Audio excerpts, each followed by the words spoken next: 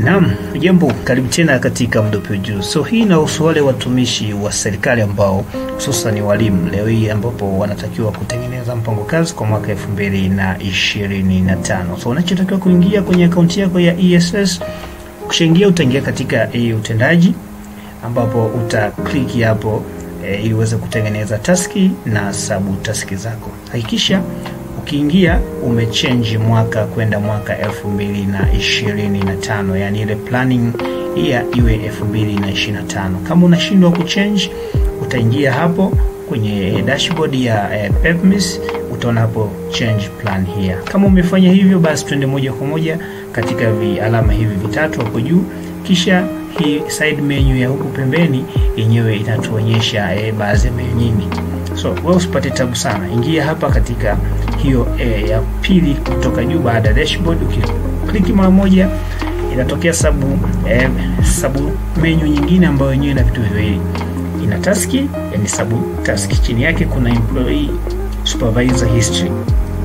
Unachotaka kufanya ni kuingia ya juu kabisa, imeandikwa task and sabu task. Sasa hapa ndipo ambapo utaona hizo taski zako ambazo umetengeneza kwa mwaka husika. Kama bado, hivyo ndio wasaa wako wa kutengeneza. So kama hujasubscribe, tafadhali subscribe ili tuendane sambamba mwanzo mpaka mwisho. For the case, kwa mfano let's say tumeidelete hii ambayo ilikuwepo, wewe umeanza ikiwa na plain kama hivi. Usipate tabu, unachotakiwa kufanya ni very simple. Ingia hapa juu kabisa kulia kwenye hiyo alama ya kijani imeandikwa create task. Kama kwa Kiswahili basi itakuwa imeandikwa tengeneza labda nini sijajua, lakini kwenye Kiingereza wameandika create task. Ukiklik hapo watakwambia uandike sasa task yako kubwa ni nini, labda kutekeleza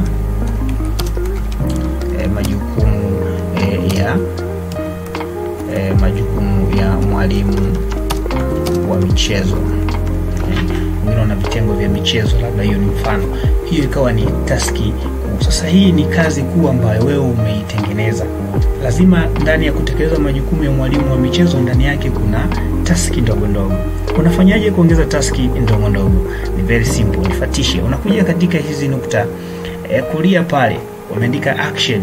Ukiingia pale kwenye hizo nukta kuna visabu menu vinatokea hapo, ambapo sabu menu kikubwa kabisa cha kwanza kimeandikwa create sabu taski. Kwa maana hiyo hizi nukta tatu zinaashiria mambo yafuatayo, kwamba chochote nitakachokuibonya mbele ya hii taski vitaenda kufanya marekebisho ndani ya hii kazi kuu.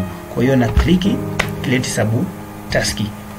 Mwalimu wa michezo, majukumu mojawapo labda kuandaa timu ya mpira wa miguu ifikapo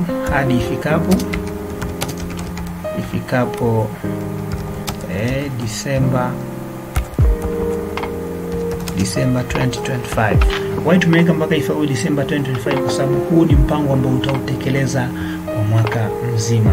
Kama kuna nyingine tena utaingia create subtask, labda kuandaa kikundi cha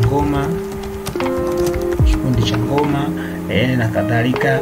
Subtask nyingine unaweza kaongeza labda kuandaa taarifa za utekelezaji wa mpango kazi, kuandaa taarifa za kimichezo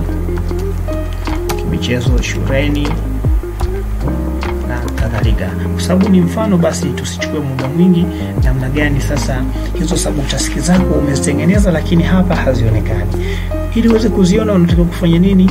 Very simple, don't panic. Njoo tena katika hizi nukta tatu hapo. Tukija hapo basi utabofya na kubofya hapa pameandikwa view subtask. So ukibofya hapo view subtask zitatokea zile ambazo tulikuwa tumeziongeza. Kwa mfano hapa juu kabisa itakuletea hiki kitu ambacho kimesema task, yani kazi kuu ni kutekeleza majukumu ya mwalimu wa michezo. Subtask zake ulizotengeneza ndio hizi hapa chini ambazo zinaonekana zipo tatu. You got me? Nakusambia kama hujasubscribe, tafadhali subscribe ili wa kwanza kuendana na mimi. Kama una swali lolote nimekuacha, achia comment yako au ni check moja kwa moja WhatsApp katika namba ambayo nimeiweka hapo chini. So umeshatengeneza subtask zako. ni very simple. Kwa hiyo kazi yako nyingine iliyobaki ni kuzisubmit. Umeona? Ukibofya hapo kwenye nukta 3 mbele ya hizi sub task zako, zinatokea kitu kifuatacho kwenye action. Kuna view task, kuna submit task au delete task. Kama umeweza kukosea unaweza kudelete, lakini kama unaona hakuna kukosea kokote, basi utakliki hapo palipoandikwa submit task. Utabofya hapo na utabofya hapo kwenye hiyo alama nyekundu ambayo imekuletea hapo submit. Lakini kama unataka kucancel, basi utacancel kama kuna changamoto yoyote. Kwa hiyo kwa kuwa ni mfano sisi tunataka kusubmit, kwa sababu tukisubmit zinaweza zikaenda na ikawa sio poa. Sasa kwa nini una submit? Una submit ili uweze kwenda akakutengenezee huyu supervisor wako au mkuu wako wa kituo au mkuu wako wa shule au mwalimu mkuu wako akakutengenezee vitu vifuatavyo. Namba 1, aende akakutengenezee mpango kazi wako unaanza tarehe ngapi mpaka kuisha tarehe ngapi, yani starting time au starting date na ending date. Alafu vile vile akakuwekea uzito. Tunajua kwamba sababu task inakuwa ina uzito wa kiasi gani. Let's say unakuwa na 70 kwa 30 anakumalizia yeye, 70 zile unakuwa unazitekeleza wewe. Vile vile akakuwekea priority pamoja na performance indicator. So hiyo ndio kwa nini una submit hizo nani zako, hizo sub task zako. So ukirudi hapa, kama unataka kuongeza task kuu nyingine, unaweza kukliki na ukaandika hapa chochote kile. Labda kwa mfano kaandika task kuu ya pili for the time, tukaisave. Hapa itatokea task kuu ya pili, na nyewe ukitaka kutengeneza kazi zake ndogo utakuja kwenye nukta 3 hizo na kuweza ku-create sub task zake.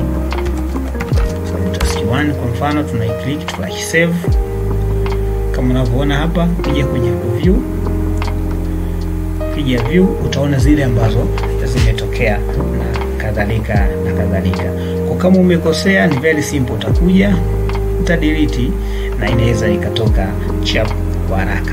Sasa hivyo ndivyo ambavyo unakuwa umeweza kutengeneza, na ukiwa umesha submit zinaweza zikaonekana kama ambavyo kwa mwaka 2024 zilionekana. Kwa mfano ukija hapo na ukaview, zilishaweza kutengenezwa, zikawa approved, akakutengenezea muda wa kuanza, vile vile akatengeneza muda wa kumaliza kama ambavyo unaweza kuona hapo. Na akisha i-approve, wewe kama wewe unaweza ukaiview amekutengenezea uzito kiasi gani. Umeona kuna 25 priority na kadhalika. So kama una swali lolote, narudia usahau kuachia comment yako hapo chini.